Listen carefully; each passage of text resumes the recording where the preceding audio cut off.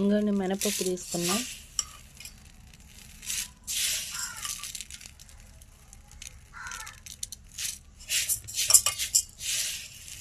ఏమన్నా రాళ్ళు ఏమన్నా ఉన్నాయని చూసుకుందాం. చూసుకున్నాక ఈ ఇడ్లీకి అయితే నానబెడుతున్నాను.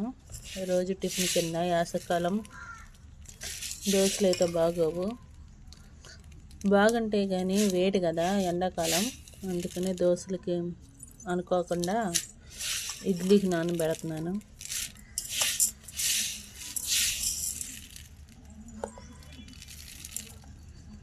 బాగుందండి పప్పు. నానబెట్టేసా. ఇడ్లీ అయినా దోశ అయినా, ఇడ్లీ అయినా దోశ అయినా, ఇడ్లీ అయినా. ఇంకోండి పొద్దున్నైతే నానబెట్టేశాను. ఇప్పుడైతే ఈ శుభ్రం చేసుకోవాలి. శుభ్రం చేసుకున్న తర్వాత ఇంకా ఇడ్లీ పిండి రేపు మార్నింగ్కి అయితే ఇడ్లీ వేస్తున్నాను. ఇదంతా శుభ్రం చేసుకున్న తర్వాత చూపిస్తా. పొద్దున్న 8 లోపల అంటే 9 లోపల నానబెట్టా.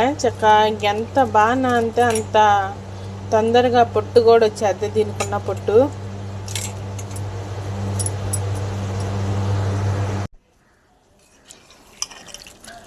ఇంకండి శుభ్రంగా కడిగేసా.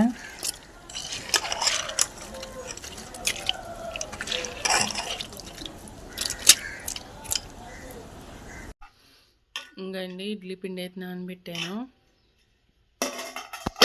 నిన్న మిక్సీ పట్టా కదా,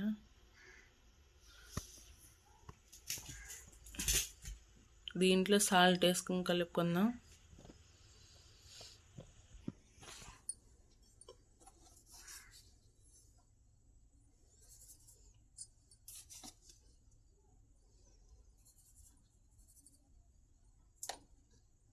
మళ్ళీ కష్టమైన ఇబ్బందేనండి.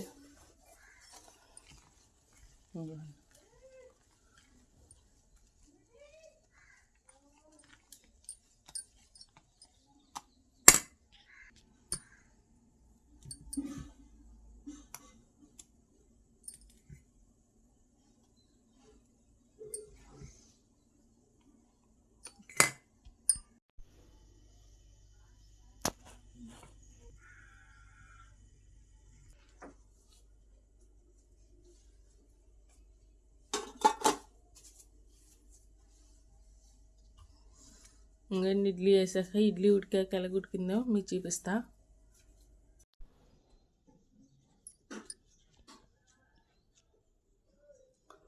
ఈరోజైతే మార్నింగ్ టిఫిన్ వచ్చేసింది ఇడ్లీ అండి. ఇడ్లీ కారం పొడి అండి. ఇదే అండి ఈరోజైతే వీడియో. నచ్చితే లైక్ చేయండి.